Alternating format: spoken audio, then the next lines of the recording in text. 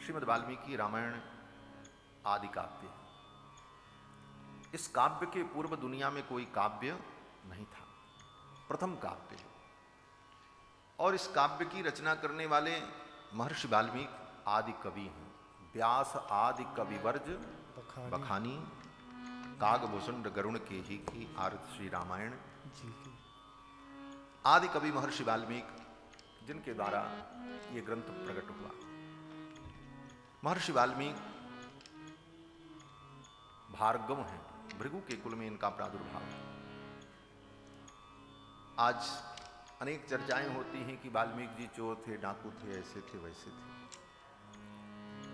सबसे पहले तो हमें यह समझ लेना चाहिए कि महर्षि वाल्मीकि कोई चोर डाकू नहीं थे। प्रचेता के पुत्र हैं, प्राचेतस हैं, अकल्मष हैं, प्राचेतस्म कल्मषम। उनके अंदर कोई कल्मष है ही नहीं। लेकिन यह विडंबना है कि आज वाल्मीकि जी के विषय में ऐसी चर्चाएं होती कि वो तो चोर थे, डाकू थे, ऐसे कोई और भी वाल्मीकि थे। एक नाम के अनेक लोग होते हैं, किसी कल्प में रहे भी होंगे। लेकिन ये रामायण जो इस कल्प में प्रकट है, इसके रचयिता महर्षि वाल्मीकि चोर, डाकू, लुटेरे नहीं थे। ये सब बातें आई कहां से? बोले कभी कभी पाश्चात्य विचारकों के चिंतन पर भी हमें ध्यान देना चाहिए।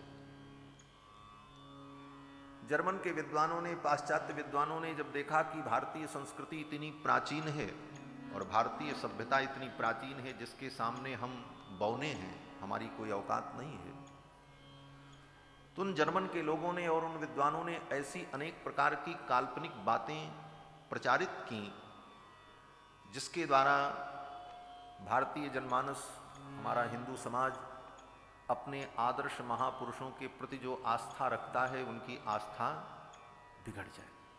क्योंकि जहां हमारी आस्था होगी वहीं हमें विश्वास होगा। जिसके प्रति हमारी श्रद्धा होगी उसी की वाणी में हमें विश्वास होगा, तभी उसकी वाणी से हम ज्ञान प्राप्त कर पाएंगे। श्रद्धावान लभते ज्ञानम। तो इन पाश्चात्य विद्वानों ने ऐसी भ्रांति पैदा की, और केवल महर्षि वाल्मीकि के विषय में ही नहीं, उन सभी महापुरुषों के विषय में जिन महापुरुषों ने हमें ज्ञान का अपूर्व भंडार प्रदान किया, उन समस्त महापुरुषों के प्रति ऐसी काल्पनिक बातें उन लोगों ने फैलाई। जैसे वेदव्यास जी के विषय, श्री वेदव्यास जी ने 18 पुराण की रचना की महापुरुष, उनके विषय में उनकी उत्पत्ति की दिव्यता को न समझकर, उनकी उत्पत्ति की महत्ता को न समझकर, उस वैशिष्ट को न समझकर, इस तरह से कि उनके पिता ने इस तरह गर्भाधान किया और ये हुआ, इस तरह से व्यास जी की उत्पत्ति हुई धीवर कन्या के द्वारा, इस प्रकार की बातों को जो यथार्थ है उसे न कहकर उससे भिन्न ढंग से उसे प्रस्तुत करके जनमानस की जो श्रद्धा है उसको डिगाने का प्रयास। वही स्थिति महर्षि वाल्मीकि के साथ हुई। वाल्मीकि जी के विषय में भी इस प्रकार की बातें कही। तीसरे महापुरुष श्री सूत जी महाराज, जिन्होंने संपूर्ण कथा सुनाई, उनके विषय में कि उनकी उत्पत्ति ऐसी है, वो तो अंत्यज हैं, शूद्र हैं, सूत हैं, अनेक प्रकार की बातें। उन बातों में मैं नहीं पढ़ूंगा, लेकिन इन समस्त बातों का उत्तर बड़े ही विस्तार से हमारे अयोध्या के परम विद्वान श्री पंडित वैजनाथ द्विवेदी जी ने, आपने दर्शन किया होगा, उन्होंने लिखा है श्रीमद् महर्षि वाल्मीकि एक भारतीय दृष्टि। महर्षि वाल्मीकि एक विवेचन, उन्होंने एक ग्रंथ लिखा है। संबंध में वो हमारे गुरुजी भी थे, हमने उनसे पढ़ा भी है, और पारिवारिक संबंध से वो हमारे जीजा जी लगते थे। हमारे पट्टीदारी में उनकी शादी हुई थी, पूर्व आश्रम में, गृहस्थ जीवन में। उनकी पत्नी जो थी वो हमारी बड़ी बहन लगती थी पारिवारिक संबंध से। तो श्री गुरुदेव महाराज श्री वैजनाथ द्विवेदी जी ने बड़ी बृहद पुस्तक लिखी है महर्षि वाल्मीकि एक विवेचन, जिसमें धर्म सम्राट स्वामी करपात्री जी ने अपनी संस्तुति दी, श्री किलाधीश जी की संस्तुति, बड़े बड़े महापुरुषों की। उसमें इन सारी भ्रांतियों का उन्होंने निराकरण किया है। अस्तु, तो महर्षि वाल्मीकि जिनके द्वारा ये रामायण प्रकट हुई, महर्षि वाल्मीकि प्रचेता के पुत्र, भृगु के कुल में उत्पन्न और परम तपस्वी वीतरागी हैं। और वाल्मीकि रामायण से ही अगर वाल्मीकि जी के विषय में चिंतन किया जाए तो वाल्मीकि जी स्वयं कहते हैं कि मेरे अंदर कोई पाप नहीं। उत्तरकांड में प्रसंग आता है कि जब नैमिषारण्य में भगवान श्री राम का अश्वमेध यज्ञ चल रहा था, तो उस अश्वमेध यज्ञ में महर्षि वाल्मीकि कुश और लौ को लेकर के आए और उन्हीं के द्वारा रामायण का गान नैमिषारण्य में कराया। प्रतिदिन 20 सर्ग का गान दोनों कुमार करते थे। अंतिम दिन जब रामायण के समापन का समय हुआ, उस समय भगवती जानकी को लेकर के महर्षि वाल्मीकि भगवान श्री राम के दरबार में उपस्थित हुए। संपूर्ण चरित्र को सुन करके अयोध्या के जनमानस को, राम जी के समस्त परिकरों को जो भ्रांति थी मन में कि सीता जी के अंदर दोष है, जिस दोष को कारण बताया था लोगों ने और जिसको कारण बना करके भगवान ने श्री जानकी जी का परित्याग किया था, वो भ्रांति लोगों के मन से दूर हो गई पूरी कथा सुनते सुनते। इस कथा का यही उद्देश्य था, श्री जानकी जी के निष्कलंक चरित्र का प्रकाश। इसीलिए वाल्मीकि जी ने सूत्र कह दिया कि सीतायास चरितम महत्। ये काव्य, रामायण काव्य सीता जी का ही महान चरित्र है। हाँ, राम जी तो प्रासंगिक हैं, मूलतः तो भगवती का चरित्र है। और दूसरे शब्दों में कहा जाए तो ये आचार्य चरित्र है। श्री जी ही तो हमारी आचार्य है, श्री संप्रदाय की आचार्या हैं श्री जी।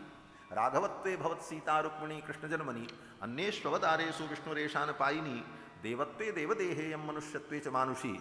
वो भगवती श्री जी जो श्री संप्रदाय की आचार्या हैं, उन्हीं का ये चरित्र है। तो आचार्य के महोत्सव में आचार्य का ही चरित्र होना चाहिए। तो श्री जी तो हमारी आचार्य है। तो कहने का भाव कि श्री जी के निष्कलंक चरित्र को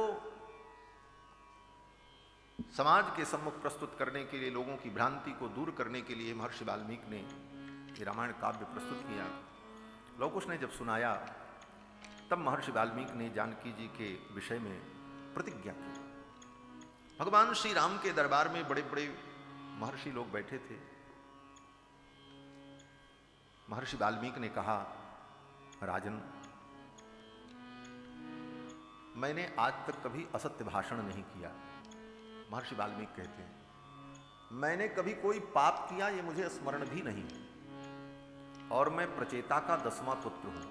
प्राचेतसोहम 10मः पुत्रो राघव नंदन। हे रघुनंदन, मैं प्रचेता का 10वां पुत्र हूं।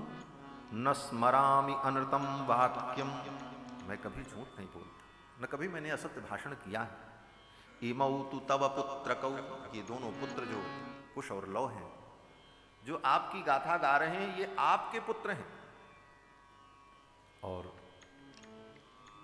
सीता के अंदर कोई दोष नहीं। मन वचन कर्म से हमने कभी कोई पाप नहीं किया।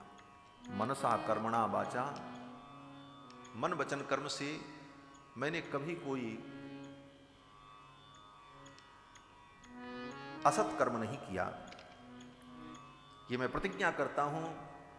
सीता परम शुद्ध हैं, पवित्र।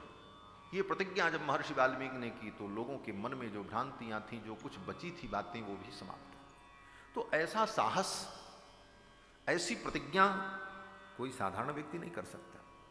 जिसका हृदय निर्मल होगा, निष्कलंक होगा, वही ऐसी प्रतिज्ञा कर सकता है। और महर्षि वाल्मीकि कहते हैं, मुझे स्मरण भी नहीं है कि मैंने कभी कोई पाप किया।